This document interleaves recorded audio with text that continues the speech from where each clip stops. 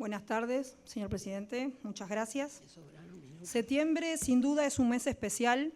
Es un mes atravesado por fechas muy significativas. El Día Internacional de la Mujer Indígena, de la alfabetización, la prevención del suicidio, Día Internacional de la Democracia, del Deporte, de la Lengua de Señas, del Turismo, Día Internacional contra la Explotación Sexual y la Trata de Personas, el acceso a la información, Día Internacional de la Paz. En septiembre recordamos la lucha de las diversidades. En esta oportunidad quiero hacer referencia al Día Internacional de la Paz.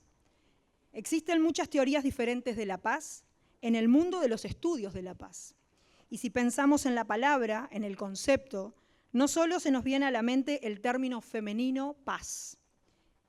Pensamos inmediatamente en la relación de armonía entre las personas sin enfrentamientos ni conflictos, subrayando que la paz no solo es la ausencia de conflictos, sino también un proceso positivo, dinámico y participativo que promueve el diálogo y la cooperación mutua. El 30 de noviembre de 1981 se aprueba por la Asamblea General de las Naciones Unidas y es desde el 21 de septiembre de 1982 que se conmemora anualmente el Día Internacional de la Paz.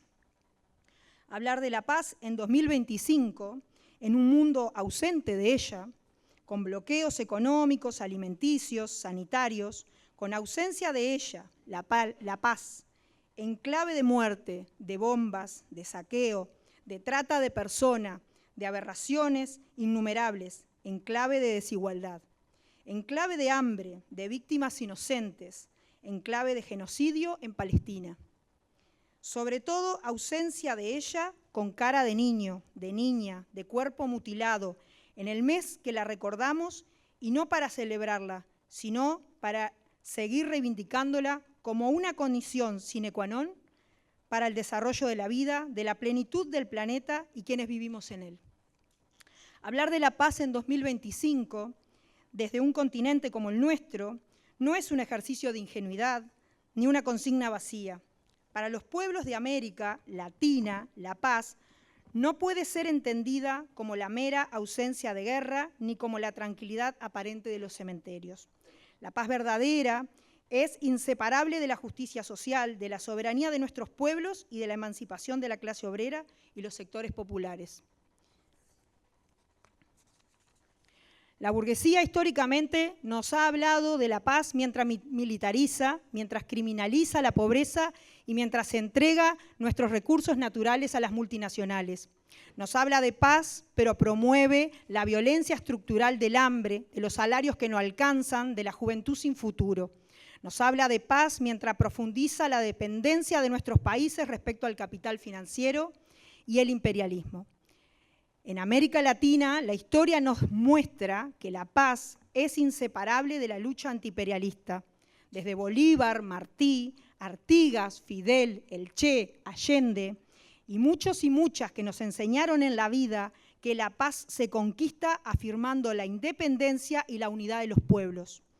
Hoy, cuando vemos a Venezuela resistiendo, cuando vemos a Cuba defendiendo su revolución pese a décadas de agresión y bloqueo y a nuestros pueblos organizados contra el ajuste y la represión, entendemos que la paz no es una concesión, es una conquista.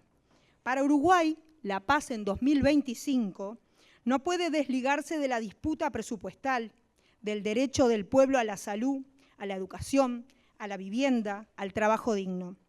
No puede desligarse de la defensa de las empresas públicas, de la tierra para quien la trabaja y de una reforma tributaria que toque a los grandes capitales.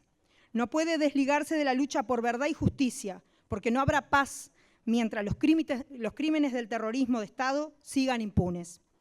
Desde nuestra perspectiva, la paz es presupuesto para la niñez y la adolescencia, la educación pública y la salud.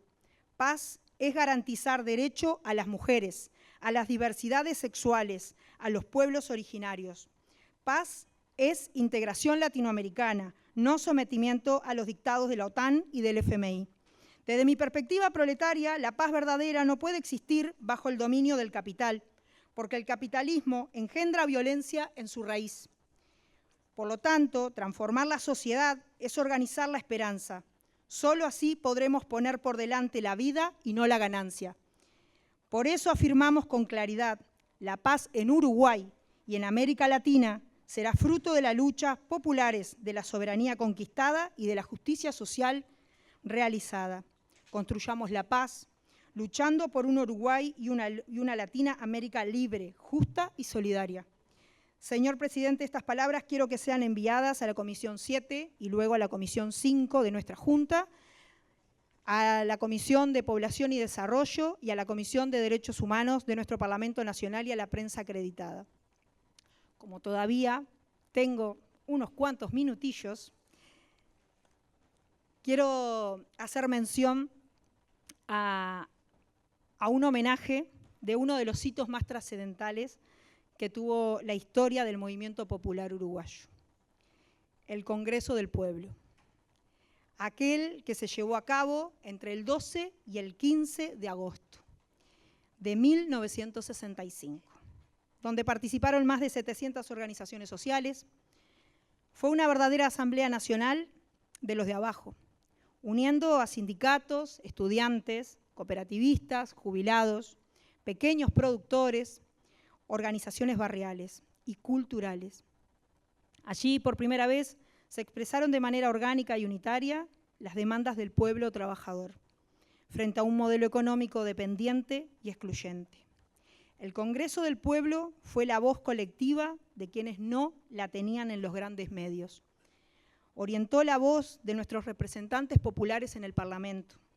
Fue la síntesis que planteaba con claridad la soberanía sobre los recursos naturales, el desarrollo de la industria nacional, la defensa de las empresas públicas, el acceso a la vivienda, a la salud, a la educación y a la justicia social para el pueblo. En 1965 se afirmaba con fuerza que el destino del país no podía quedar en manos de las oligarquías ni de los mandatos extranjeros. Las resoluciones de aquel Congreso no quedaron como un documento de archivo.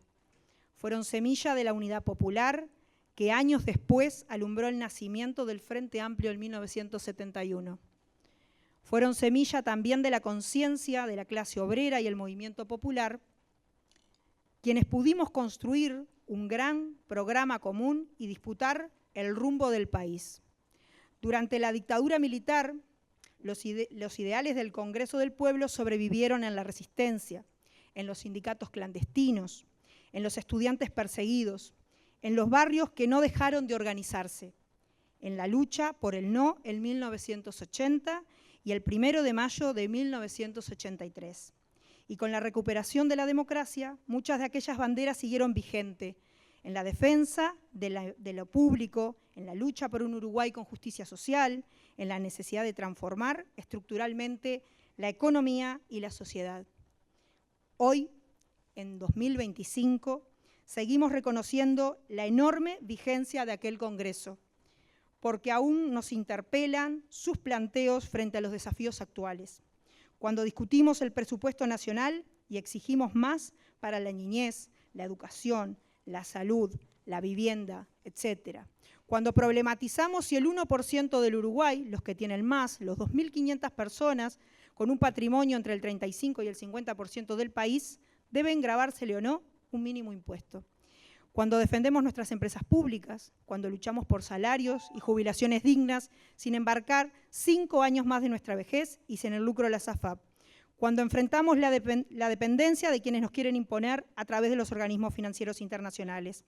El Congreso del Pueblo de 1965 nos legó un ejemplo de unidad en la diversidad, de democracia participativa, de programa elaborado desde abajo. Un legado que nos compromete a continuar la tarea inconclusa de hacer un Uruguay más soberano, más justo, más solidario y profundamente democrático. Por eso, homenajear aquel Congreso, no miramos al pasado con nostalgia, sino al presente y al futuro con responsabilidad. Honramos al Congreso del Pueblo de 1965, continuando su camino con unidad y lucha por un Uruguay por y para el pueblo.